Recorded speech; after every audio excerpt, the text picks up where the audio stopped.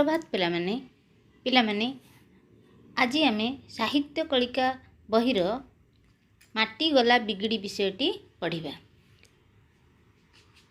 साहित्य कलिका बहिर माटी गला बिगिड़ी विषयर लेखक हेले डॉक्टर नरेंद्र प्रसाद दास। आमे विषयटी को पढ़िया पूर्व तांको विषय किछि जानिमा और तांको विषय किछि खातारे लिखिबा। डॉक्टर नरेंद्र प्रसाद दास जन्म अक्टोबर 1942 मसीहा। से अनेक गुड़िए पुस्तक रचना करछंती। डॉक्टर नरेंद्र प्रसाद दास जड़े उच्च शिक्षित कृषि विशेषज्ञ। तांकर ओडिया साहित्य प्रति विशेष आग्रह रही। से सरल भावरे विभिन्न वैज्ञानिक कथा को ओडिया साहित्य रे लिखिछंती। तांकर से लेखा बहीगुड़िक भितरे परिवेशर कथा, विज्ञान सूत्र, गछ आमर माँ, सना अजा, ज्ञानरु विज्ञान, देह एक कारखाना, सूर्य दौड़ुछि, विवर्तन, शिक्षा संबंध रे विज्ञानर सुर, यह सब पुस्तक अन्यतम।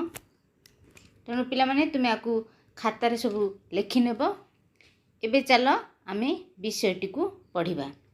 विषयटी पढ़िबा पूर्व मु तार पृष्ठभूमि विषय रे कहूछि। वर्तमान बाड़ी बगीचा और चाष जमी रे माटीर उर्वरता कमिछि। लोक माने रासायनिक सार और पोकमरा विष व्यवहार करी निजर क्षति करुछंती। एहार लाभठारु क्षति अधिक। तेणु प्राकृतिक सार प्रयोग करिबा निहाती आवश्यक। एहा द्वारा बिल और बगीचा जमीर उर्वरता बढ़िवा सहित आमे शुद्ध खाद्य खाइबाकू पाइबा। तेबे एबे आमे विषयटी को पढ़िबा। तुमे समस्ते तुम चतुर्थ श्रेणी साहित्य बहिर 69 पृष्ठा खोल। मु विषयर 2टा अनुच्छेद पढ़ेबी और बुझेबी। तापरे आमे परवर्ती अनुच्छेद गुडी को जिबा। एबे चलो बहीटी तुमे समस्ते देख। माटी गला बिगिड़ी डॉक्टर नरेंद्र प्रसाद दास। बापू और दीपू दुई भाई। बापू बड़, दीपू सान। दुहें गाँ स्कूल रे पाठ पढ़ंती। से दुहें थरे छुट्टी रे तांको मौसांक घर को बुली जाइथिले। मौसांक घर एक नईकूलिया मफसल गाँ रे। मौसांक बापा थिले जने पाकला बुढ़ा। बयस प्राय 80 हेब। एते बयस रे भी से टाण अछंती। दांत केतोटी पड़ी जाइथिले भी आउ जो केतोटी अछि सेगुड़िक बेस मजबूत अछि। एबे भी सेथिरे से मक्का, काकुड़ी और पिजुड़ी चोबेई खांती। चषमा न लगाई बही खबर कागज पढ़ी पारंती। बापू दीपू तांको अजा बोली डाकंती। मौसांक घर पछपटे गोटिए बड़ बगीचा। सेई बगीचारे केते जातिर फूल गछ फल गछ लगा जाइछि। बरसर 12 मास सेठारे नाना प्रकार पनीपरिबा मध्य चाष करा जाए। से दिन सकाळे बापू दीपू मौसांक घरे पहुँचिला बेलकू देखिले अजा तांको बगीचारे काम करुछंती। से माटी हाणुछंती, घास बाछुछंती, गछ मूले पानी देउछंती। भाई दुहें अजांकू मुंड नुआई प्रणाम कले। अजा पिला दुईटी को देखी खुशी होई गले। मुहरु झाड़ पोछि गोटिए गछ छाईरे जाई बसी पड़िले। बापू दीपूंकर भल मंद खबर सबु पचारिले। बापू कहिला, अजा आपण ए बयस रे एते परिश्रम करुछंती काहेकि? तेणु पिला माने मु ए 2टी अनुच्छेद पढ़िली। एबे तुम मानकू ए 2टी अनुच्छेद मु बुझेई की कहिछि। बापू और दीपू दुई भाई। बापू और दीपू दुई भाई। बापू बड़, दीपू सान। दुहें गाँ स्कूल रे पाठ पढ़ंती। से दुहें थरे छुट्टी रे तांको मौसांक घर को बुली जाइथिले। मौसांक घर को बुली जाइथिले। मौसा आमे काहाकू कहिबा? तुम मांकर जे भौणी तांको आमे माउसी बोली डाकी थाउ। तेणु माउसी आ तांकर स्वामी को आमे मौसा बोली कही थाउ। तेणु से मौसांक घर को से बुली जाइथिले। ମଉସାଙ୍କ ଘର ଏକ ନଈକୂଳିଆ ମଫସଲ ଗାଁରେ। ମଉସାଙ୍କ ଘର କେଉଁଠି? ଏକ ନଈକୂଳିଆ ମଫସଲ ଗାଁରେ। ତୁମମାନଙ୍କର ଘର ମଧ୍ୟ କେତେ ଜଣଙ୍କର ନିଶ୍ଚୟ ନଈକୂଳରେ ରହିଥିବ। ତେଣୁ ସେ ମଉସାଙ୍କ ଘର ଗୋଟେ ନଈକୂଳିଆ ମଫସଲ ଗାଁ। ମଉସାଙ୍କ ବାପା ଥିଲେ ଜଣେ ପାକଲା ବୁଢ଼ା। ପାକଲା ବୁଢ଼ା ମାନେ ପୁରା ବୁଢ଼ା ହେଇଯାଇଥିଲେ। ମଉସାଙ୍କର ଯେ ବାପା, ତାଙ୍କୁ ଆମେ ଅଜା ବୋଲି ଡାକିବା। ତେଣୁ ସିଏ ଥିଲେ ଜଣେ ପୁରା ପାକଲା ବୁଢ଼ା, ମାନେ ପୁରା ବୁଢ଼ା ହେଇଯାଇଥିଲେ। ବୟସ ପ୍ରାୟ 80 ହେବ, 80 ବର୍ଷ ହେବ ତାଙ୍କୁ। ଏତେ ବୟସରେ ବି ସେ ଟାଣ ଅଛନ୍ତି। ଦାନ୍ତ କେତୋଟି ପଡ଼ିଯାଇଥିଲେ ବି ଆଉ ଯେଉଁ କେତୋଟି ଅଛି ସେଗୁଡ଼ିକ ବେଶ୍ ମଜବୁତ ଅଛି। ମଉସାଙ୍କର ଦାନ୍ତ କେତୋଟି ପଡ଼ିଯାଇଛି, ଆଉ କେତୋଟି ଦାନ୍ତ ଅଛି। ଯେଉଁ କେତୋଟି ଅଛି ସେଗୁଡ଼ିକ ବେଶ୍ ମଜବୁତ। ସେଥିରେ ମଉସା କ'ଣ ଖାଆନ୍ତି? ମଉସା ମକା, କାକୁଡ଼ି ଓ ପିଜୁଳି ଚୋବେଇ ଖାଆନ୍ତି। ଚଷମା ନ ଲଗାଇ ବହି ଖବରକାଗଜ ପଢ଼ିପାରନ୍ତି। ସେ 80 ବର୍ଷ ହୋଇଥିଲେ ମଧ୍ୟ ବିନା ଚଷମାରେ ସେ ବହି ଆଉ ଖବରକାଗଜ ବି ପଢ଼ି ପାରୁଛନ୍ତି। ବାପୁ ଦୀପୁ ତାଙ୍କୁ ଅଜା ବୋଲି ଡାକନ୍ତି। ମଉସାଙ୍କ ଘର ପଛପଟେ ଗୋଟିଏ ବଡ଼ ବଗିଚା। ମଉସାଙ୍କର ଯେଉଁ ଘର ପଛପଟେ ଗୋଟେ ବଡ଼ ବଗିଚା, ସେଇ ବଗିଚାରେ ସେ କେତେ ଜାତିର ଫୁଲ ଗଛ, ଫଳ ଗଛ ଲଗାଯାଇଛି। ବରଷର 12 ମାସ, ତମେ ସମସ୍ତେ ଜାଣିଛ ବର୍ଷକ 12 ମାସ। ତେଣୁ 12 ମାସ ଯାକ ସେଠାରେ ନାନା ପ୍ରକାର ପନିପରିବା ମଧ୍ୟ ଚାଷ କରାଯାଏ। ଫୁଲ ଫଳ ଅଜା ଲଗେଇଥାନ୍ତି। ସେଦିନ ସକାଳେ ବାପୁ ଦୀପୁ ମଉସାଙ୍କ ଘରେ ପହଞ୍ଚିଲା ବେଳକୁ ଦେଖିଲେ ଅଜା ତାଙ୍କ ବଗିଚାରେ କାମ କରୁଛନ୍ତି। ବାପୁ ଦୀପୁ ଯାଇଛନ୍ତି ମଉସାଙ୍କ ଘର ବୁଲିବା ପାଇଁ। ଯେତେବେଳେ ତାଙ୍କ ଘରେ ପହଞ୍ଚିଲେ ଦେଖିଲେ ଅଜା ବଗିଚାରେ କାମ କରୁଛନ୍ତି। ଅଜା କି କାମ କରୁଛନ୍ତି? ସେ ମାଟି ହାଣୁଛନ୍ତି, ଘାସ ବାଛୁଛନ୍ତି, ଗଛ ମୂଳେ ପାଣି ଦେଉଛନ୍ତି। ଭାଇ ଦୁହେଁ ଅଜାଙ୍କୁ ମୁଣ୍ଡ ନୁଆଁଇ ପ୍ରଣାମ କଲେ। ବାପୁ ଆଉ ଦୀପୁ ଅଜାଙ୍କୁ ମୁଣ୍ଡ ନୁଆଁଇ ପ୍ରଣାମ କଲେ। ଅଜା ପିଲା ଦୁଇଟିକୁ ଦେଖି ଖୁସି ହେଇଗଲେ। ଅଜା ଖୁସି ହେଇଗଲେ। ମୁହଁରୁ ଝାଳ ପୋଛି ଗୋଟିଏ ଗଛ ଛାଇରେ ଯାଇ ବସି ପଡ଼ିଲେ। ଅଜା 80 ବର୍ଷର ହୋଇଥିଲେ ମଧ୍ୟ ଏତେ ସେ କାମ ବଗିଚାରେ କରୁଛନ୍ତି। ତେଣୁ ଏଇ ଦୁଇ ଜଣଙ୍କୁ ଯେତେବେଳେ ଦେଖିଲେ ସେ ଖୁସି ହେଇଗଲେ, ଆଉ ଗଛ ଛାଇରେ ଯାଇ ବସି ପଡ଼ିଲେ। ବାପୁ ଦୀପୁଙ୍କର ଭଲ ମନ୍ଦ ଖବର ସବୁ ପଚାରିଲେ। ବାପୁ କହିଲା, ଅଜା ଆପଣ ଏ ବୟସରେ ଏତେ ପରିଶ୍ରମ କରୁଛନ୍ତି କାହିଁକି? ବାପୁ ଦୀପୁଙ୍କୁ ଅଜା ଭଲ ମନ୍ଦ ପଚାରିଲେ, ମାନେ କେମିତି ଅଛ, ପଢ଼ାପଢ଼ି କେମିତି କ'ଣ କରୁଛ? ଏଇତିକି ବେଳେ ବାପୁ ଅଜାଙ୍କୁ ପଚାରିଲା, ଅଜା ଆପଣ ଏ ବୟସରେ ଏତେ ପରିଶ୍ରମ କରୁଛନ୍ତି କାହିଁକି? ଅଜା କହିଲେ, ମୋତେ ଅଳସୁଆ ହୋଇ ଘରେ ବସି ରହିବାକୁ ଭଲ ଲାଗେ ନାହିଁ। ସକାଳେ ସଞ୍ଜେ 2 ଓଳି ଏମିତି ଘଣ୍ଟାଏ ଲେଖାଏଁ ବଗିଚାରେ କାମ କରେ। ତାଦ୍ୱାରା ଦେହ ଭଲ ରହେ, ମନ ଫୁର୍ତ୍ତି ଲାଗେ। ତା ଛଡ଼ା କିଛି ଫଳ ଫସଲ ମଧ୍ୟ ଅମଳ କରିହୁଏ। ଦୀପୁ କହିଲା, ଅଜା ଆପଣ ଘରେ ବସି କିଛି କାମ କରୁନାହାନ୍ତି? ଏ ଧୂଳି ମାଟିରେ କାହିଁକି ଘାଣ୍ଟି ହେଉଛନ୍ତି? ଅଜା କହିଲେ, କ'ଣ କହିଲୁ? ଧୂଳି ମାଟି? ଆରେ ଏ ମାଟି ହେଉଛି ଆମ ମା', ଏ ଧୂଳି ହେଉଛି ଚନ୍ଦନ। ଏ ମାଟି ନଥିଲେ ଆମେ କେଉଁଠି ଥାଆନ୍ତେ କହିଲୁ? ତାପରେ ଅଜା ଗୁଣୁଗୁଣୁ ହୋଇ ପାକୁଆ ପାଟିରେ କ'ଣ ପଦେ ଗୀତ ଗାଇ କୋଡ଼ି କୋଦାଳ ଧରି ଉଠିଲେ। କହିଲେ, ପିଲାଏ ଖରା ଟାଣ ହେଲାଣି, ତୁମକୁ ଭୋକ ଲାଗିବଣି। ଚାଲ ଘରେ ଖିଆପିଆ ସାରି କଥାବାର୍ତ୍ତା ହେବା। ତେଣୁ ପିଲାମାନେ ପ୍ରଥମ 2ଟି ଅନୁଚ୍ଛେଦ ମୁଁ ବୁଝେଇ ଦେଇଥିଲି। ଏବେ ଦେଖ ଅଜା କ'ଣ କହିଲେ। ଯେତେବେଳେ ବାପୁ କହିଲା, ଅଜା ଆପଣ ଏ ବୟସରେ ଏତେ ପରିଶ୍ରମ କରୁଛନ୍ତି କାହିଁକି? ଅଜା କହିଲେ, ମୋତେ ଅଳସୁଆ ହୋଇ ଘରେ ବସି ରହିବାକୁ ଭଲ ଲାଗେ ନାହିଁ। ସକାଳେ ସଞ୍ଜେ 2 ଓଳି ଏମିତି ଘଣ୍ଟାଏ ଲେଖାଏଁ ବଗିଚାରେ କାମ କରେ। ତାଦ୍ୱାରା ଦେହ ଭଲ ରହେ, ମନ ଫୁର୍ତ୍ତି ଲାଗେ।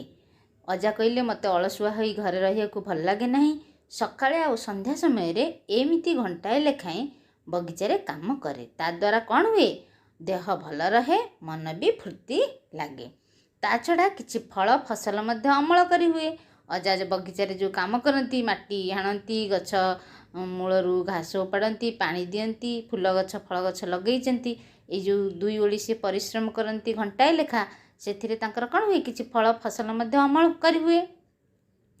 ଦୀପୁ କହିଲା, ଅଜା ଆପଣ ଘରେ ବସି କିଛି କାମ କରୁନାହାନ୍ତି? ଏ ଧୂଳି ମାଟିରେ କାହିଁକି ଘାଣ୍ଟି ହେଉଛନ୍ତି? ଦୀପୁ କହିଲା, ଅଜା କହିଲେ ନା ମୋତେ ଅଳସୁଆ ହୋଇ ଘରେ ବସି ରହିବାକୁ ଭଲ ଲାଗେ ନାହିଁ, ସେଥିପାଇଁ। ଦୀପୁ କହିଲା, ଅଜା ଆପଣ ଘରେ ବସି କିଛି କାମ କରୁନାହାନ୍ତି, ଏ ଧୂଳି ମାଟିରେ କାହିଁକି ଘାଣ୍ଟି ହେଉଛନ୍ତି? ଅଜା କହିଲେ, କ'ଣ କହିଲୁ? ଧୂଳି ମାଟି? ଆରେ ଏ ମାଟି ହେଉଛି ଆମ ମା', ଏ ଧୂଳି ହେଉଛି ଚନ୍ଦନ, ଏ ମାଟି ନଥିଲେ ଆମେ କେଉଁଠି ଥାନ୍ତେ କହିଲୁ। ତାପରେ ଅଜା ଗୁଣୁଗୁଣୁ ହୋଇ ପାକୁଆ ପାଟିରେ ଗାଇଲେ। ଅଜା କହିଲେ, ଧୂଳି ମାଟି ନୁହେଁ, ଏ ମାଟି ହେଉଛି ଆମ ମା', ଧୂଳି ହେଉଛି ଚନ୍ଦନ, ଏ ମାଟି ନଥିଲେ ଆମେ କେଉଁଠି ଥାନ୍ତେ କହିଲୁ। ଅଜା କହିଲେ, ଯଦି ଏ ମାଟି ନଥାନ୍ତା ଆମେ କ'ଣ ଏଇଠି ଥାନ୍ତେ। ତାପରେ ଅଜା ଗୁଣୁଗୁଣୁ ହୋଇ ପାକୁଆ ପାଟିରେ ପଦେ ଦିପଦ ଗୀତ ଗାଇ ଗାଇ କୋଡ଼ି ଆଉ କୋଦାଳ ଯେଉଁଥିରେ ମାଟି ହାଣୁଥିଲେ ତାକୁ ଧରି କହିଲେ, ଚାଲ ପିଲାଏ, ଖରା ଟାଣ ହେଲାଣି, ତୁମକୁ ଭୋକ ଲାଗିବନି, ଚାଲ ଘରେ ଖିଆପିଆ ସାରି କଥାବାର୍ତ୍ତା ହେବା। ତାପରେ ବାପୁ ଦୀପୁ ସେଦିନ ମଉସାଙ୍କ ଘରେ ରହିଲେ। ମଉସା ମାଉସୀ ତାଙ୍କୁ ଖୁବ୍ ସ୍ନେହ ଆଦର କଲେ। ଉପର ଓଳି ଖରା ନଇଁବା ପରେ ଅଜା ପୁଣି ବାହାରିଗଲେ ବଗିଚାକୁ। ବାପୁ ଦୀପୁ ମଧ୍ୟ ଗଲେ। ଅଜାଙ୍କ ସାଙ୍ଗରେ ମିଶି ସେ ଦୁହେଁ କେତେ କାମ କରି ପକାଇଲେ। ବଗିଚା କାମ ତାଙ୍କୁ ଭାରି ଭଲ ଲାଗିଲା। ବାପୁ କହିଲା, ଅଜା, ଆପଣଙ୍କ ବାଡ଼ିରେ ତ କେତେ ସୁନ୍ଦର ସୁନ୍ଦର ଫୁଲ ସବୁ ଫୁଟିଛି, କେତେ ଜାତିର ପରିବା ବି ଫଳିଛି, ଆପଣ କ'ଣ ବେଶୀ ପରିମାଣରେ ସାର ଦେଉଛନ୍ତି? ଅଜା କହିଲେ, ବେଶୀ ସାର ଦେଲେ ଯେ ବେଶୀ ଫସଲ ଅମଳ ହେବ ସେ କଥା ଠିକ୍ ନୁହେଁ। କେତେ ଜମିରେ କେତେ ସାର ଦିଆଯିବ ତା'ର ଏକ ହିସାବ ଅଛି। ତା ଛଡ଼ା ବଜାରରେ ଯେଉଁ କୃତ୍ରିମ ସାର ବା ରାସାୟନିକ ସାର ମିଳୁଛି ସେଇ ତ ହେଉଛି ସବୁ ଅନିଷ୍ଟର ମୂଳ। ଦୀପୁ କହିଲା, ସେ ସାର ଦେଲେ ତ ଅଧିକ ଫସଲ ଅମଳ ହେଉଛି, ତାହା ପୁଣି ଅନିଷ୍ଟ କରୁଛି କେମିତି? ତେଣୁ ବାପୁ ଦୀପୁ ସେଦିନ ମଉସାଙ୍କ ଘରେ ରହିଲେ। ମଉସା ମାଉସୀ ତାଙ୍କୁ ଖୁବ୍ ସ୍ନେହ ଆଦର କଲେ। ଉପର ଓଳି ଯେତେବେଳେ ଖରା ନଇଁଗଲା ଅଜା ପୁଣି ବଗିଚାକୁ ବାହାରିଲେ। ତାଙ୍କ ସହିତ ବାପୁ ଦୀପୁ ମଧ୍ୟ ଗଲେ। ଅଜାଙ୍କ ସାଙ୍ଗରେ ମିଶି ସେ ଦୁହେଁ କେତେ କାମ ବଗିଚାରେ କଲେ। ବଗିଚାରେ କାମ କରିବାକୁ ତାଙ୍କୁ ବେଶୀ ଭଲ ଲାଗିଲା। ବାପୁ କହିଲା, ଅଜା, ଆପଣଙ୍କ ବାଡ଼ିରେ ତ କେତେ ସୁନ୍ଦର ସୁନ୍ଦର ଫୁଲ ସବୁ ଫୁଟିଛି, କେତେ ଜାତିର ପରିବା ବି ଫଳିଛି, ଆପଣ କ'ଣ ବେଶୀ ପରିମାଣରେ ସାର ଦେଉଛନ୍ତି? ବାପୁ କହିଲା, ଏତେ ସୁନ୍ଦର ଯେଉଁ ଫୁଲ ଫଳ ଗୁଡ଼ିକ ହେଇଛି, ଅଜା, ଆପଣ ବୋଧେ ବେଶୀ ପରିମାଣର ସାର ଦେଉଛନ୍ତି। ଅଜା କହିଲେ, ବେଶୀ ସାର ଦେଲେ ଯେ ବେଶୀ ଫସଲ ଅମଳ ହେବ ସେ କଥା ଠିକ୍ ନୁହେଁ। ଅଜା କହିଲେ, ବେଶୀ ସାର ଦେଲେ ଯେ ବେଶୀ ଫସଲ ଅମଳ ହେବ ସେଇଟା ଠିକ୍ ନୁହେଁ। କେତେ ଜମିରେ କେତେ ସାର ଦିଆଯିବ ତା'ର ଏକ ହିସାବ ଅଛି। ତେଣୁ ପିଲାମାନେ, କେତେ ଜମିରେ କେତେ ସାର ଦିଆଯିବ ତା'ର ଗୋଟେ ହିସାବ ଅଛି। ଯଦି ଅଧିକା ସାର ହେଇଯାଏ ତାହେଲେ ଫସଲ ନଷ୍ଟ କରିଦେବ, ସେଇଟା ଅଜା କହୁଛନ୍ତି। ତା ଛଡ଼ା ବଜାରରେ ଯେଉଁ କୃତ୍ରିମ ସାର ବା ରାସାୟନିକ ସାର ମିଳୁଛି ସେଇ ତ ହେଉଛି ସବୁ ଅନିଷ୍ଟର ମୂଳ। ଅଜା କହିଲେ, ବଜାରରେ ଯେଉଁ କୃତ୍ରିମ ସାର ବା ରାସାୟନିକ ସାର ମିଳୁଛି ସେସବୁ କ'ଣ ଅନିଷ୍ଟର ମୂଳ। ସେସବୁ ମାଟିକୁ ଆମେ ଯେତେବେଳେ ତାକୁ ଫସଲରେ ପକାଉଛେ ଆମେ ଭଲ ଫସଲ ତ ପାଉଛେ, ହେଲେ ତାହା ମାଟିକୁ ନଷ୍ଟ କରିଦେଉଛି। ଦୀପୁ କହିଲା, ସେ ସାର ଦେଲେ ତ ଅଧିକ ଫସଲ ଅମଳ ହେଉଛି, ତାହା ପୁଣି ଅନିଷ୍ଟ କରୁଛି କେମିତି? ଦୀପୁ କହିଲା, ସେ ସାର ଦେଲେ ତ ଭଲ ଫସଲ ଆମେ ପାଉଛେ, ତାହା ପୁଣି ଅନିଷ୍ଟ କରୁଛି କେମିତି? ଅଜା ତାଙ୍କୁ କ'ଣ ବୁଝେଇଲେ ଆମେ ପୁଣି ପରବର୍ତ୍ତୀ ପେଜ୍ରେ ପଢ଼ିବା। ଦେଖ ପିଲାମାନେ, କେତେ ସୁନ୍ଦର ବଗିଚାର ଗୋଟେ ଚିତ୍ର। ସେଥିରେ କେତେ ଜାତିର ଫୁଲ ଗଛ, ଫଳ ଗଛ ସବୁ ସୁନ୍ଦର ଭାବରେ ଲଗାଯାଇଛି। ଅଜା ଏମିତି ଏକ ସୁନ୍ଦର ବଗିଚାରେ କାମ କରୁଥିଲେ। ତେଣୁ ପିଲାମାନେ ଯେତେବେଳେ ବାପୁ ଦୀପୁ ତାଙ୍କୁ ପଚାରିଲେ, ଅଧିକ ଫସଲ ପାଉଛନ୍ତି ମାନେ ଅଧିକ ସାର ଦେଉଥିବେ, ଅଜା ତାହା ତାଙ୍କୁ କହିଥିଲେ ଯେ ନା, କେତେ ଜମିରେ କେତେ ସାର ଦିଆଯିବ ତା'ର ଗୋଟେ ହିସାବ କହିଥିଲେ। ଏବେ ଚାଲ ଆମେ ପୁଣି ମୁଁ ପଢ଼େଇବି ପରବର୍ତ୍ତୀ ଅନୁଚ୍ଛେଦ।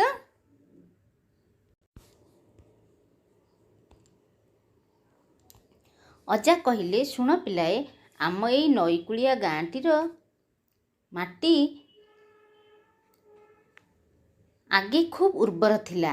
ମଞ୍ଜିଟାଏ କି ଚାରାଟାଏ ପୋତିଦେଲେ ମନକୁ ମନ କାହିଁରେ କ'ଣ ବଢ଼ି ଯାଉଥିଲା। କିଛି ବର୍ଷ ତଳେ ଏ ଅଞ୍ଚଳରେ ଗୋଟାଏ ବଡ଼ ଧରଣର ବାତ୍ୟା ହେଲା।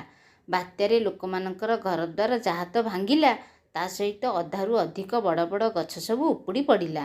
ବାତ୍ୟା ପରେ କ୍ଷେତବାଡ଼ିରେ ପୋକ ଭର୍ତ୍ତି ହୋଇଗଲେ। ପୋକଙ୍କ ଦାଉରୁ ଫସଲ ରକ୍ଷା କରିବା ପାଇଁ ଚାଷୀମାନେ ମନ ଇଚ୍ଛା ପୋକମରା ବିଷ ପକାଇଲେ। ବାପୁ କହିଲା, ସେ ତ ପୋକମରା ଔଷଧ, ତାକୁ ଆପଣ ବିଷ ବୋଲି କାହିଁକି କହୁଛନ୍ତି? ଅଜା ଟିକିଏ ହସିଲେ। କହିଲେ, ସେ ପ୍ରକୃତରେ ଔଷଧ ନୁହେଁ, ଖାଲି ବିଷ। କେବଳ ପୋକ କାହିଁକି, ସେଥିରେ କାଉ, ଚିଲ, ବଗ ଭଳି ପକ୍ଷୀଙ୍କ ସହିତ ଗୋରୁ, ଗାଈ, ଛେଳି, ମେଣ୍ଢା ଏପରିକି ମଣିଷ ମଧ୍ୟ ମରିଯିବେ।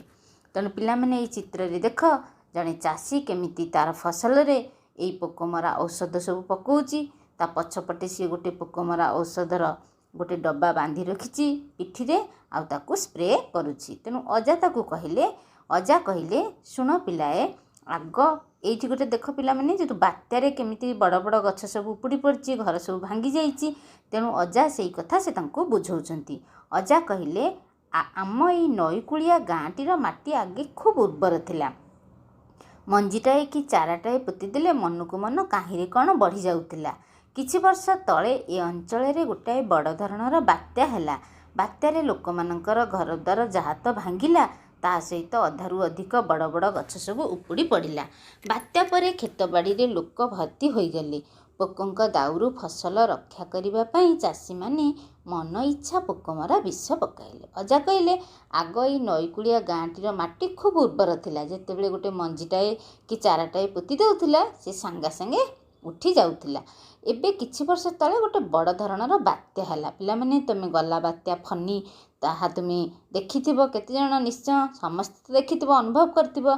तेणु से जो बात्या जोर रे पवन बहिला सेति बेले देख पिला माने तमे केंती गछ सब भांगी पड़िछि आउ घर भांगी पड़िछि सब उड़ी जाइछि। तेणु से सेमती कहउछनी गोटे थर से नईकूलिया गाँ रे गोटे बड़ धरणर बात्या हैला। सेई बात्यारे लोकमानकर घर द्वार भांगी गला ता सहित अधारू अधिक बड़ बड़ गछ सब उपुड़ी पड़ला। बात्यारे जोर पवन हुए तेणु से पवन रे बड़ बड़ गछ सब उपुड़ी पड़िला। बात्या परे जो खेत बाड़ी रे पोक भर्ती होईगले। पोकंक दाउरू फसल रक्षा करिबा पई चाषी माने मन इच्छा पोकमरा विष पकाइले। कहले जो बात्या हैला सेतेबेले खेत बाड़ी रे पोक भर्ती होईगले। तेणु पोकंक दाउरू फसल रक्षा करिबा पई चाषी माने मन इच्छा पोकमरा विष पकाइले। चाषी माने डरी गले जदि से पोक माने तांका फसल खाइदेबे पूरा फसल नष्ट हो जिवो। तेणु से माने पोकमरा औषध बा विष पकाइले। ए जेमती चित्र रे देखुछ बापू कहला से तो पोकमरा औषध ताकू आपण विष बोली काहेकि कहउचंती। बापू कहला सेटा तो पोकमरा औषध ताकू आपण विष बोली काहे कहउचंती। अजा टिके हसिले कहले से प्रकृति रे औषध नुहे खांटी विष केवल पोक काहेकि सेतिरे काऊ चिल बग भली पक्षींक सहित गोरु गाई छेली मेंढा एपरिक मनीष मध्य मरी जिवे। अजा कहले सेटा औषध नुहे सेटा गोटे विष ताकू जदि काऊ चिल बग भली पक्षींक सहित गोरु गाई छेली मेंढा भी ताकू पीबे ताहले से मनीष मध्य जदि मनीष भी पीदेब ताहले समस्ते मरी जिवे। तेणु सेटा पोकमरा औषध नुहे सेटा होची विष। हेलो पिला माने ताले आमे परवर्ती पेज को जिबा। देख पिला माने केते सुंदर पनीपरिबा हेची जो मार्केट रु आमे किनिकी आणुचे।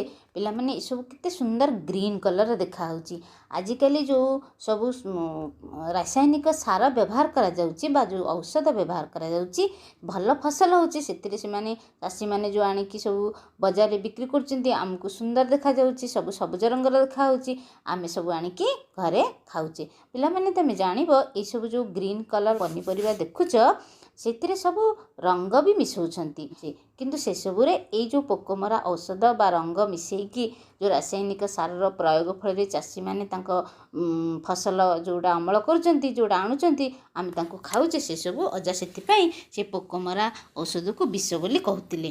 तेणु पिला माने देखिला केते सुंदर ए केते गुडी पनीपरिबा रे सब रंग ता ऊपर रंग स्प्रे करके बाजार रे बिक्री करुछंती। देख पिला माने एडा होची रासायनिक जो सब विष अजा जहाँ को विष कहते जोगुड़ा कि पोक को मारिया पई चाषी माने जो पोकमरा विष पकाउछंती याकु सब पानी रे मिसेकी स्प्रे करा जाउची। तेणु ए सब को अजा विष बोली कही छंती। तेणु अजा कहले ए जो पोकमरा विष को पी काऊ चिल बग गोरु गाई छेली मेंढा मनीष मध्य मरी जिबे मरी जाउछन जदि ताकू पीबे ताहले मरी जिबे मरी जाउछन बोली अजा तांको कहले। ताकू औषध न कही विष बोली कहबा ठीक हेब। तेणु अजा कहउछंती ताकू औषध न कही विष बोली कहबा ठीक हेब।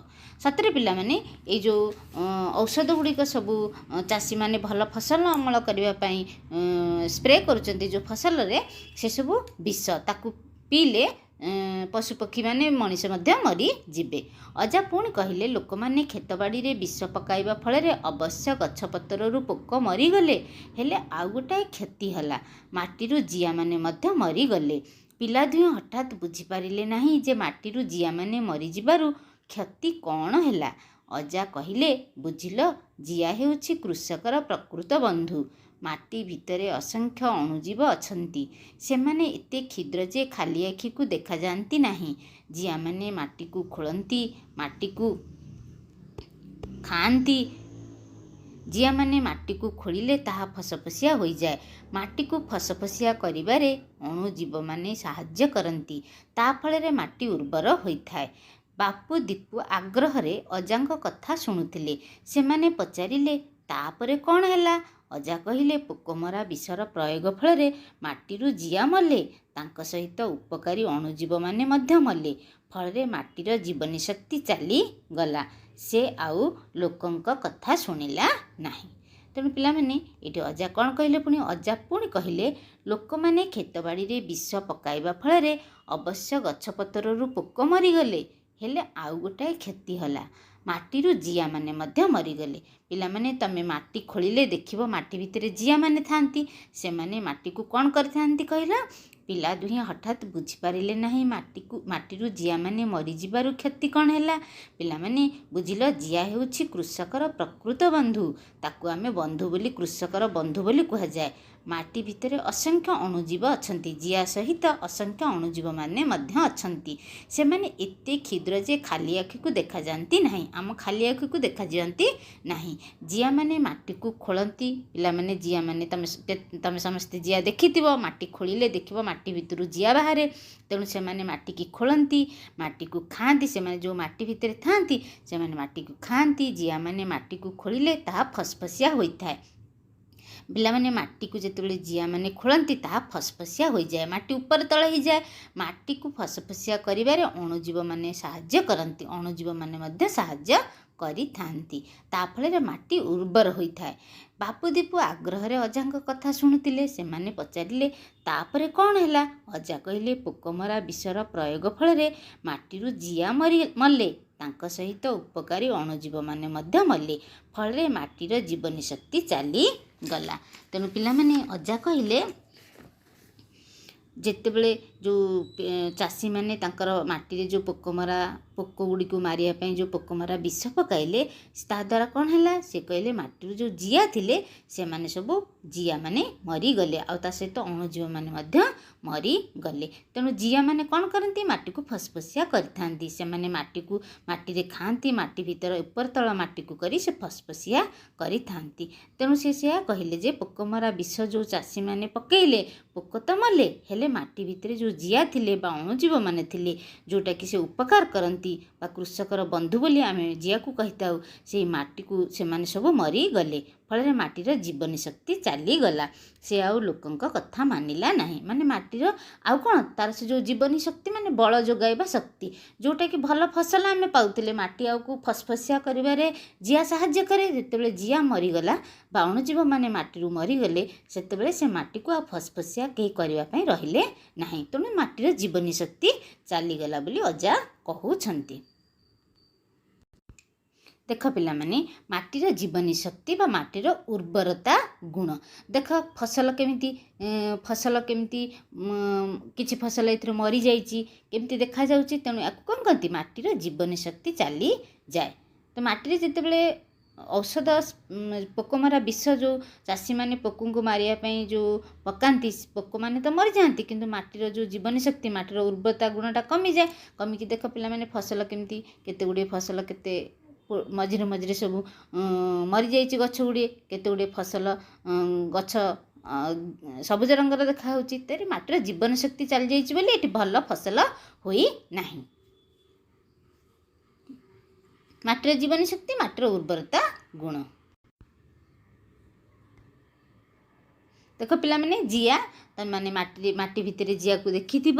ଯେତେବେଳେ ମାଟି ଖୋଳିବ, ମାଟିରେ ଏମିତି ଜିଆ ମାନେ ମାଟି ତଳେ ଥାଆନ୍ତି। ତେଣୁ ଏଇମାନେ ମାଟି ଭିତରେ ରହି ମାଟିକୁ ଖାଆନ୍ତି, ମାଟିକି ଖୋଳନ୍ତି ଓ ମାଟିକୁ ଫସଫସିଆ କରିବାରେ ସାହାଯ୍ୟ କରନ୍ତି। ଖାଲି ଜିଆ ନୁହେଁ, ତା ସହିତ ଅନେକ ଅଣୁଜୀବମାନେ ମଧ୍ୟ ଥାଆନ୍ତି, ଯାହା ଆମକୁ ଖାଲି ଆଖିରେ ଦେଖାଯାଆନ୍ତି ନାହିଁ, କିନ୍ତୁ ଜିଆକୁ ଆମେ ସମସ୍ତେ ଦେଖିପାରୁ। ତେଣୁ ଜିଆ ହେଉଛି କ'ଣ? କୃଷକର ବନ୍ଧୁ।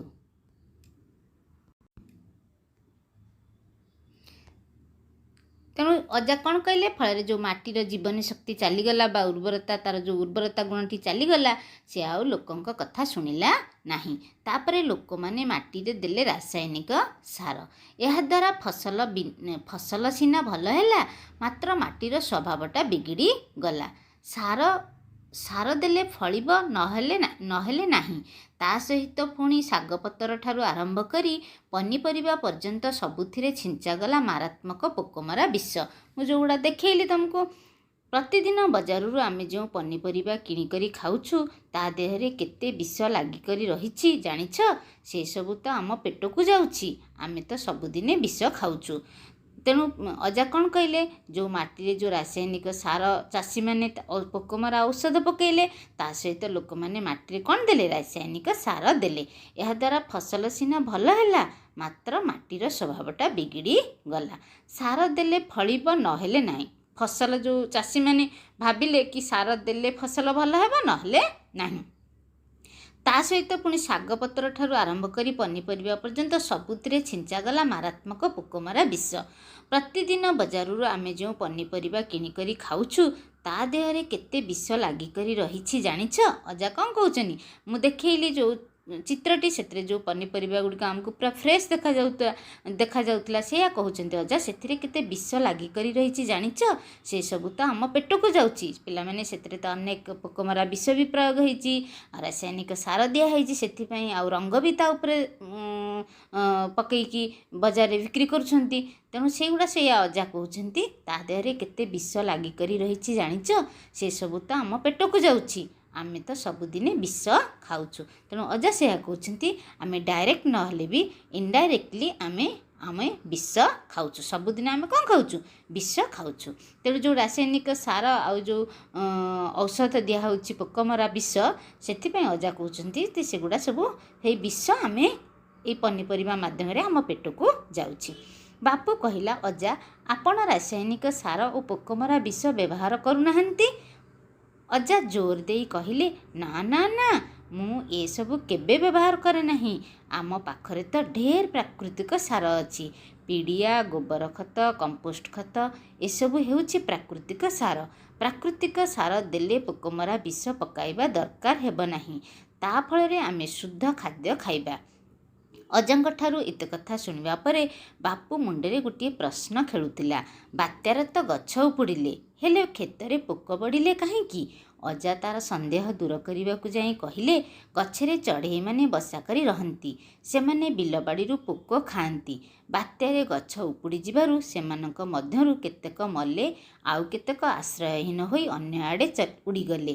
ଫଳରେ ପୋକ ସଂଖ୍ୟା ବଢ଼ିଲେ। ଗୋଟିଏ କଥାରୁ ଯେ ଏତେ କଥା ଘଟିଯାଏ, ଏ କଥା ଜାଣି ଦୁଇ ଭାଇ ଚୁପ୍ ରହିଲେ।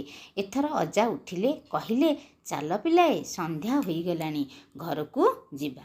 ତେଣୁ ପିଲାମାନେ, ଏଠି ଅଜା କ'ଣ ତାଙ୍କୁ ବୁଝେଇକି କହିଲେ? ଅଜା କହିଲେ, ଲୋକମାନେ ମାଟିରେ ଦେଲେ ରାସାୟନିକ ସାର। ଏହାଦ୍ୱାରା ଫସଲ ସିନା ଭଲ ହେଲା, ମାତ୍ର ମାଟିର ସ୍ୱଭାବଟା ବିଗିଡ଼ି ଗଲା। ସାର ଦେଲେ ଫଳିବ, ନହେଲେ ନାହିଁ।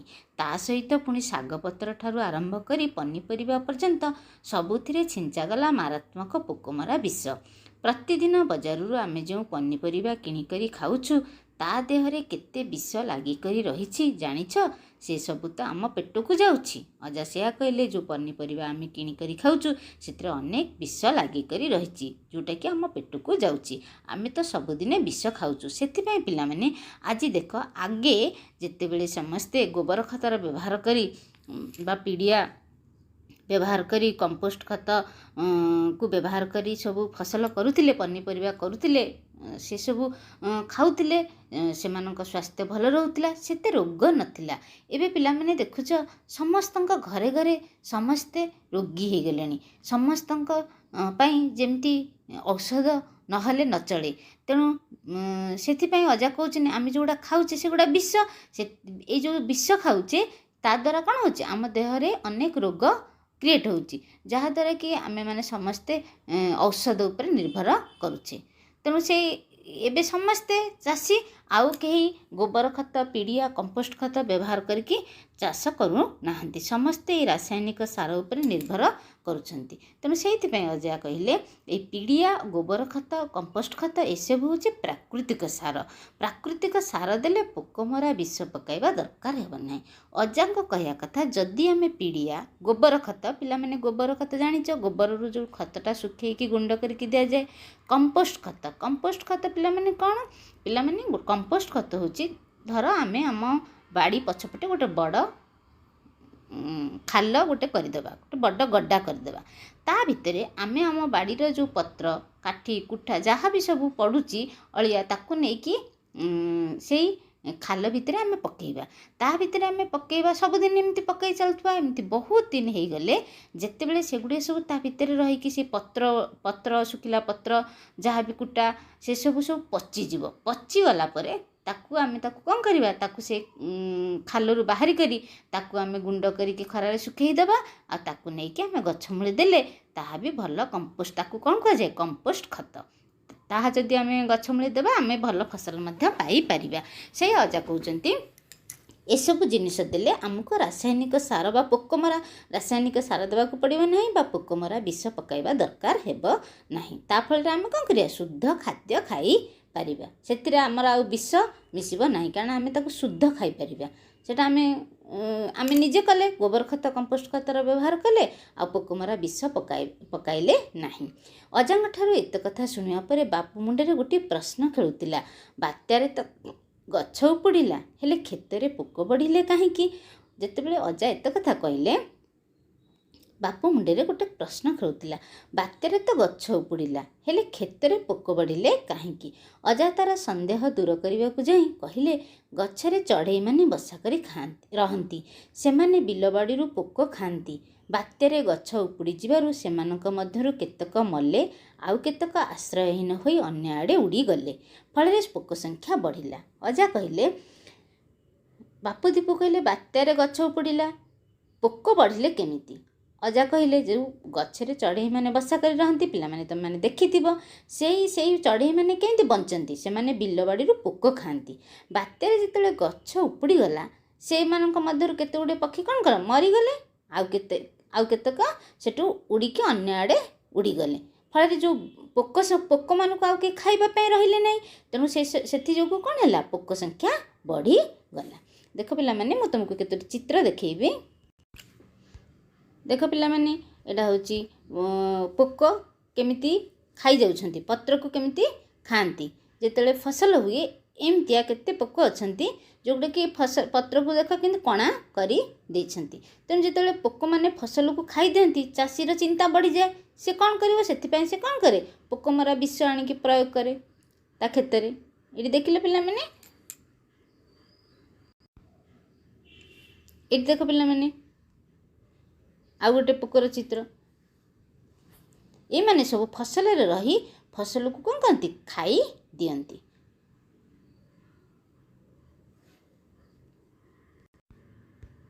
ये पोकों को किए सब खाए देख चढ़ई ये पक्षी मैंने कौन करती ये पोक मान को खाई दियंती जहाँफल खेत बाड़ी जो पोक होता है से पोक गुड़ा एम खाଇବା द्वारा पोक संख्या कमी जाती जिते बात्या है जितेबले गछ सबू पड़ीगला से पक्षी मैंने केते पक्षी मरीगले आउ केतक पक्षी आश्रयहीन हो उड़ी चलीगले तेणु से पोक मान को खावाई आउ कहीं रहिले नहीं तेणु से जोगु कौन है खेतरे पोक संख्या बढ़ी गला देख पिला माने ये सब रासायनिक सार ये सब रासायनिक सार बाजार में मिलूँ ताकू आनिके चाषी मैंने दौरान भल फसल पाइबा पाई याकू देवा द्वारा कौन होची याकू देवा द्वारा भल फसल तो पाऊे हेल्ला आम इनडायरेक्टली विष खाऊे अजा कहवा कथा से याकू चाषी मैंने जिते खेत में प्रयोग कर पोक हेले पोक मरा विष प्रयोग कर सब कौन होची आम खाद्य से पनीपरिया माध्यम आम विष खाऊे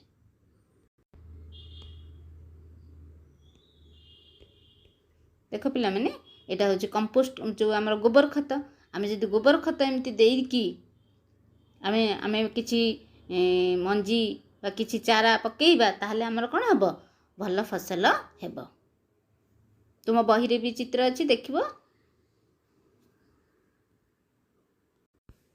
गोटे सुंदर बगीचार देख चित्र पिला माने केते सुंदर भाबरे साइज रे सबू फसल लगा जाइछि, कोबी लगा जाइछि, इटी फूल गछ लगा जाइछि। एमती जदि आमे आम बाड़ी बगीचा रे गोबर खत, कंपोस्ट, पिड़िया खत देकी करिबा ताले आमे भल फसल पाइबा। आमे शुद्ध फसल, आमे शुद्ध पनीपरिया पाइकी आमे खाई परिबा। तेणु पिला माने गोटे कथार जे एते कथा घटी जाए, ए कथा जानी दुई भाई कहले चुप रहिले। एथर अजा उठिले, कहले चाल पिलाए संध्या होई गलानी घर को जिबा। तेणु पिला माने एथिरे अजा केमिति माटीटा बिगड़ी जाउछि सेई कथा अजा बुझाई देले। पिला माने बापू दीपू बुझिले, तापरे अजा कहिले चाल आमे एबे घर को जिबा। तेणु मु भाबुछि पिला माने तुमे समस्ते बुझी पारिथिबो।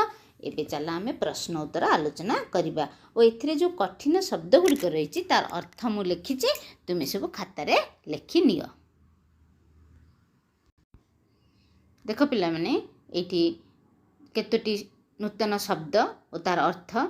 पाकला बुढ़ा जोटा कि होची खूब बुढ़ा, फूर्ति, आमदपूर्ण चंचलता, अनिष्ट, क्षति, उर्वर, सारयुक्त स्वभाव, प्रकृति, कृत्रिम, मनीष तैयारी, मजबूत, दंभ, जीवन शक्ति जो शक्ति जीवन दिए, मारात्मक, जीवन नाशक, प्राकृतिक जहाँ प्रकृति संबंधी, कंपोस्ट प्राकृतिक खत, आश्रयहीन, बासशून्य, रासायनिक होची रसायन संबंधी।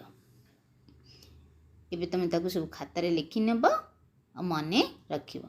एबे आमे प्रश्न उत्तर को जिबा। अभ्यास प्रश्न उत्तर आस कथबार्ता हबा। क छुट्टी रे बापू और दीपू केउठी को जाइथिले। छुट्टी रे बापू और दीपू मौसांग घर को बुलिबा पई जाइथिले। अजा बगीचा रे केउ काम करुथिले। अजा बगीचा रे माटी हाणुथिले, घास बाछुथिले एवं गछ मूले पानी देउथिले। चाषी माने पोकदाउरु फसल को रक्षा करबा को कोन कले? चाषी माने पोकदाउरु फसल को रक्षा करबा पई मन इच्छा पोकमरा विष पकाइले। जिया माने कृषकर की उपकार करंती? जिया माने माटी को खोलंती, माटी को खांती, माटी फसफसिया उर्वर हुए, तेणु भल कृषि कार्य होइथाए। एहा द्वारा जिया माने कृषकर उपकार करंती। केउ गुडी को आमे प्राकृतिक सार बोली कहिबा? पीड़िया, गोबर खत, कंपोस्ट खत इत्यादि को आमे प्राकृतिक सार बोली कहिबा। तेणु पिला माने सबु प्रश्नर उत्तर बही भितरे विषय भितरे ही अछि। तुमे माने खोजी लिखि देब। 2 नंबर मौसांक बगीचा रे कौन कौन चाष करा जाए? 2 नंबर पिला माने मौसांक बगीचा रे नाना जातिर फूल फल सहित बरसर 12 मास विभिन्न पनीपरिबा चाष करा जाए। परिश्रम करिबा द्वारा अजांकर की उपकार होइथाए? परिश्रम करिबा द्वारा अजांकर देह भल रहुथिला और मन फूर्ति रहुथिला। बात्या जोगु नईकूलिया गाँटीर की क्षति हैला? बात्या जोगु नईकूलिया गाँटीर लोकमानंकर घर द्वार सबु भांगीगला। सेमानंकर बड़ बड़ गछ सबु उपुड़ी पड़िला।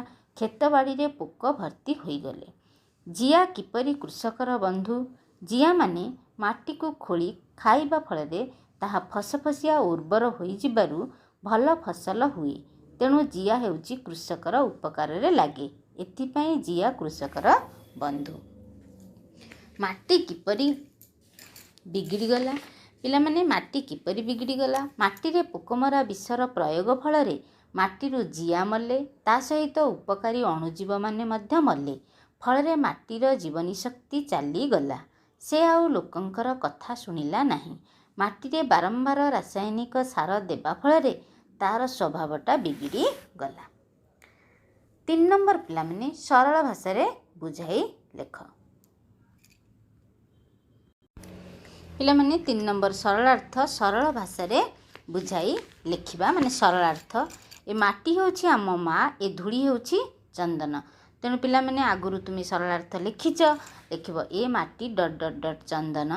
संस्कृत गद्यांशटी बा उक्त गद्यांशटी डॉक्टर नरेंद्र प्रसाद दास रचित माटी गला बिगिड़ी प्रबंधरु आनीत बा आसीअछि। ଏଠାରେ ଲେଖକ ମାଟିକୁ ମା ଓ ଧୂଳିକୁ କ'ଣ କହିଛନ୍ତି? ଧୂଳିକୁ ଚନ୍ଦନ ସାଙ୍ଗରେ କିପରି ତୁଳନା କରିଛନ୍ତି ତାହା ବର୍ଣ୍ଣନା କରିଛନ୍ତି। ପରିଣତ ବୟସରେ ତଳକୁ ଆଉ ଗୋଟେ ଷ୍ଟାର୍ଟ କରିବ ପାରାଗ୍ରାଫ। ପରିଣତ ବୟସରେ ଅଜାଙ୍କୁ ବଗିଚାରେ କାମ କରୁଥିବାର ଦେଖି ଦୀପୁ କହିଲା ଯେ ସେ ଘରେ ନ ବସି କିଛି କାମ ନ କରି କାହିଁକି ଏ ଧୂଳି ମାଟିରେ ଘାଣ୍ଟି ହେଉଛନ୍ତି। ଅଜାଙ୍କୁ ଏ କଥାଟା ଟିକେ ଅଡ଼ୁଆ ଲାଗିଲା। ଏ ମାଟି ଆମର ମା ପରି, ତା ପାଇଁ ଆମେ ବଞ୍ଚିଛୁ। ମା ଯେପରି ଖାଦ୍ୟ ଦେଇ ନିଜର ଛୁଆଙ୍କୁ ବଞ୍ଚାଏ, ସେହିପରି ମାଟି ମା ଆମକୁ ବଞ୍ଚାଇଛି। ତେଣୁ ସେହି ମାଟି ସାଧାରଣ ମାଟି ନୁହେଁ, ତାହା ଆମ ମା ଏ ଧୂଳି ଚନ୍ଦନ ପରି। ଚନ୍ଦନ ଦେହରେ ଶୀତଳତା ଭରିଦିଏ, ସେହିପରି ଧୂଳିର ଉପକାରିତା ଗୁଣ ଆମ ମନକୁ ଶୀତଳ କରିଦିଏ। ଏହାକୁ ଧୂଳିମାଟି କହି ହେୟ ମନେ କରିବା ଉଚିତ ନୁହେଁ। ତା ଛଡ଼ା ଏ ମାଟି ନଥିଲେ ଆମର ସତ୍ତା ନଥାନ୍ତା। ତେଣୁ ମାଟି ମାଆକୁ ସମ୍ମାନ ଦେଇ ଶିଖିବା ଉଚିତ। ତେଣୁ ଏମିତି ଲେଖିବା। ଖ ନମ୍ବରଟା ବି ସେଇ ତ ହେଉଛି ସବୁ ଅନିଷ୍ଟର ମୂଳ। ବହିରେ ଅଛି ପିଲାମାନେ, ବହି ଦେଖିକି ବି ତୁମେ ସରଳାର୍ଥ ଲେଖିପାରିବ। ତାପରେ ଆମେ 4 ନମ୍ବରକୁ ଯିବା ପିଲାମାନେ। 4 ନମ୍ବର ଅଛି ତଳେ ଦିଆଯାଇଥିବା ଶବ୍ଦକୁ ବାକ୍ୟରେ ବ୍ୟବହାର କରିବା। କ୍ଷେତବାଡ଼ି। ଆଜିକାଲି କ୍ଷେତବାଡ଼ିରେ ରାସାୟନିକ ସାର ପ୍ରୟୋଗ କରାଯାଉଛି। ତ ପିଲାମାନେ 4 ନମ୍ବରକୁ ଆମେ ପିଲାମାନେ ତଳେ ଦିଆଯାଇଥିବା ଶବ୍ଦକୁ ବାକ୍ୟରେ ବ୍ୟବହାର କରିବା। କ୍ଷେତବାଡ଼ି। ଆଜିକାଲି କ୍ଷେତବାଡ଼ିରେ ରାସାୟନିକ ସାର ପ୍ରୟୋଗ କରାଯାଉଛି। ଧୂଳି ମାଟି। ପିଲାମାନେ ଧୂଳି ମାଟିରେ ଖେଳିବାକୁ ଭଲ ପାଆନ୍ତି। ସ୍ନେହ ଆଦର। ମାଆର ସ୍ନେହ ଆଦର କେହି କେବେ ଭୁଲି ପାରିବେ ନାହିଁ। ଗଛପତର। ବଗିଚାରେ ନାନା ଜାତିର ଗଛପତର ଅଛି। ବାକ୍ୟ ଗଠନ ଲେଖିବା। 5 ନମ୍ବର ଯେପରି ପ୍ରକୃତିରୁ ପ୍ରାକୃତିକ, ସେହିପରି ତଳେ ଦିଆଯାଇଥିବା ଶବ୍ଦଗୁଡ଼ିକ କ'ଣ ହେବ? ସମାଜରୁ ସାମାଜିକ, ସମୁଦ୍ରରୁ ସାମୁଦ୍ରିକ, ସମ୍ବାଦ ସାମ୍ବାଦିକ, ବର୍ଷ ବାର୍ଷିକ। 6 ନମ୍ବର ତଳେ ଦିଆଯାଇଥିବା ଶବ୍ଦଗୁଡ଼ିକର ବିପରୀତ ଅର୍ଥ ବୁଝାଉଥିବା ଶବ୍ଦଗୁଡ଼ିକୁ କୋଠରୀ ଭିତରେ ଲେଖିବା। ସକାଳ ତାର ବିପରୀତ ସନ୍ଧ୍ୟା ବା ସଞ୍ଜ, ବଡ଼ ସାନ ବା ଛୋଟ, ସୁନ୍ଦର ଅସୁନ୍ଦର, କୃତ୍ରିମ ପ୍ରାକୃତିକ, ବିଷ ଅମୃତ। 6 ନମ୍ବର ଗଲା ପିଲାମାନେ। ଆମେ 7 ନମ୍ବରକୁ ଯିବା। ପିଲାମାନେ 7 ନମ୍ବର ଅଛି ଅଜା ଟିକିଏ ହସିଲେ, କହିଲେ ସେ ପ୍ରକୃତିରେ ଔଷଧ ନୁହେଁ, ଖାଣ୍ଟି ବିଷ। କେବଳ ପୋକ କାହିଁକି, ସେଥିରେ କାଉ, ଚିଲ, ବଗ ଭଳି ପକ୍ଷୀଙ୍କ ସହିତ ଗୋରୁ, ଗାଈ, ଛେଳି, ମେଣ୍ଢା, ଏପରିକି ମଣିଷ ମଧ୍ୟ ମରିଯିବେ। ତାକୁ ଔଷଧ ନ କହି ବିଷ ବୋଲି କହିବା ଠିକ୍ ହେବ। ଏହି ଅନୁଚ୍ଛେଦରେ କେତେଗୁଡ଼ିଏ ନାମକୁ ବୁଝାଉଥିବା ପଦ ଓ କାମକୁ ବୁଝାଉଥିବା ପଦ ରହିଛି। ନାମକୁ ବୁଝାଉଥିବା ପଦକୁ ତଳ ବାକ୍ସରେ ଓ କାମକୁ ବୁଝାଉଥିବା ପଦକୁ ଝୁଡ଼ିରେ ରଖିବା। 2ଟା ଚିତ୍ର ଦିଆଯାଇଛି, ତମେମାନେ ବାଛିକି ଲେଖିବ। ଯେଉଁଟା ନାମ ତାକୁ ରଖିବା କେଉଁଥିରେ? ନାମକୁ ବୁଝାଉଥିବା ପଦକୁ ତଳ ବାକ୍ସରେ ଲେଖିବା, କାମକୁ ବୁଝାଉଥିବା ପଦକୁ ଝୁଡ଼ିରେ ରଖିବା। 8 ନମ୍ବର ଯିବା। ନିମ୍ନରେ କେତୋଟି ଶବ୍ଦ ଦିଆଯାଇଛି। ପ୍ରତ୍ୟେକ ଶବ୍ଦ ପୂର୍ବରୁ ଅ ଯୋଗ କରି ନୂଆ ଶବ୍ଦଟି ଲେଖିବା। ପିଲାମାନେ ମୁଁ ଉପର 7 ନମ୍ବର କେତେଗୁଡ଼ିଏ ନାମକୁ ବୁଝାଉଥିବା ତୁମମାନଙ୍କୁ କେତୋଟି କହୁଛି ଦେଖ। ଅଜା, ଔଷଧ, ବିଷ, ପୋକ, କାଉ, ହେଲା, ଚିଲ, ବଗ, ପକ୍ଷୀ, ଗୋରୁ, ଗାଈ, ଛେଳି, ମେଣ୍ଢା, ମଣିଷ। ହେଲା, ୟାକୁ ଆମେ କେଉଁଥିରେ ରଖିଲେ? ଆମେ ତଳ ବାକ୍ସରେ ଲେଖିଲେ। କାମକୁ ବୁଝାଉଥିବା ହସିଲେ, ହସିବା ଗୋଟେ କାମ। କହିଲେ, ମରିଯିବେ, କହିବା, ହେବ, ୟାକୁ ଆମେ କେଉଁଥିରେ ଲେଖିବେ? ଝୁଡ଼ିରେ। 8 ନମ୍ବର ପିଲାମାନେ ଦେଖ। ନିମ୍ନଲିଖିତ କେତୋଟି ଶବ୍ଦ ଦିଆଯାଇଛି। ପ୍ରତ୍ୟେକ ଶବ୍ଦ ପୂର୍ବରୁ ଅ ଯୋଗ କରି ନୂଆ ଶବ୍ଦଟି ଲେଖିବା ଓ ତାକୁ ବାକ୍ୟରେ ବ୍ୟବହାର କରିବା। ଯେମିତି ପିଲାମାନେ ଆମର କ'ଣ ଅଛି? ଜଣା। ଜଣା ହେଉଛି ଅ ଲଗାଇଦେଲେ ଅଜଣା, ବିପରୀତ ହେଇଯାଉଛି। ତାକୁ ପୁଣି ବାକ୍ୟରେ ଲେଖିବା। ଅଜଣା ଲୋକଙ୍କୁ ବିଶ୍ୱାସ କରିବା ଅନୁଚିତ। ସାଧାରଣ, ଅସାଧାରଣ। ନେହୁରୁଙ୍କର ଅସାଧାରଣ ପ୍ରତିଭା ଥିଲା। ସୁବିଧା, ଅସୁବିଧା। ଲୋକଟି ଖୁବ୍ ଅସୁବିଧାରେ ଚଳୁଛି। ଭାବ, ଅଭାବ। ଅଭାବରେ ପଡ଼ି ମଧ୍ୟ ଲୋକଟି ସତ୍ପଥରୁ ବିଚ୍ୟୁତ ହେଲା ନାହିଁ। 9 ନମ୍ବର ପିଲାମାନେ ଗୁଣୁ ଗୁଣୁ ଶବ୍ଦଟି ଏହି ପାଠରେ ଯେଉଁ ସ୍ଥାନରେ ବ୍ୟବହାର କରାହୋଇଛି ସେହି ବାକ୍ୟଟିକୁ ତଳେ ଲେଖିବା। ତମେ ଗୁଣୁ ଗୁଣୁଟା ଏ ଶବ୍ଦଟା କେଉଁ ବାକ୍ୟରେ ଲେଖା ହେଇଛି ତୁମେ ତାକୁ ବହିରୁ ଖୋଜିକି ସେ ବାକ୍ୟଟିକୁ ଲେଖିବ। ଭାବୁଛି ତୁମେ ସମସ୍ତେ ଲେଖିଦେବ। ପିଲାମାନେ 10 ନମ୍ବର ଦେଖ। ତଳେ 2ଟି ବାକ୍ସରେ କେତେଗୁଡ଼ିଏ ଶବ୍ଦ ଦିଆଯାଇଛି। ସେଗୁଡ଼ିକର ଯାହା ସହିତ ଯାହାର ସମ୍ପର୍କ ଅଛି ତାକୁ ବାଛି ତଳେ ଲେଖିବା। ତାହା ସହିତ ଯାହାର ସମ୍ପର୍କ। ପିଲାମାନେ ଖବର କାଗଜ, कृत्रिम सार सुंदर फूल पोकमरा औषध पाकुआ पाटी नईकूलिया गाँ शाग पतर। 11 नंबर पिलाମାନେ तले दि जाइथिबा शब्द गुडी सजाई वाक्य रे लिखिबा। एपट सेपट हेकि केते गुडी शब्द एठी दि जाइछि ताकू आमे सजेइकि वाक्य रे लिखिबा। जेमती प्रथम वाक्य रे अछि नाना प्रकार सेठारे पनिपरिबा 12 मास चाष करा जाय। एपट सेपट हेकि अछि बही देखिबो ठीक वाक्यटी पूरा लिखिबो। गोटे कहि दउछि 12 मास सेठारे नाना प्रकार पनिपरिबा चाष करा जाय। सेमती आउ दुईटी को तुमे माने लिखि नब बही देखिकी। मु समस्त प्रश्न उत्तर आलोचना कर देछि। तमे समस्ते तुमर अभ्यास खातारे सबु प्रश्न गुड़िकर उत्तर लिखिदेव। आजिर कालांश एतिकी। आम पुणी आसंता कालांश रे देखा हेबा।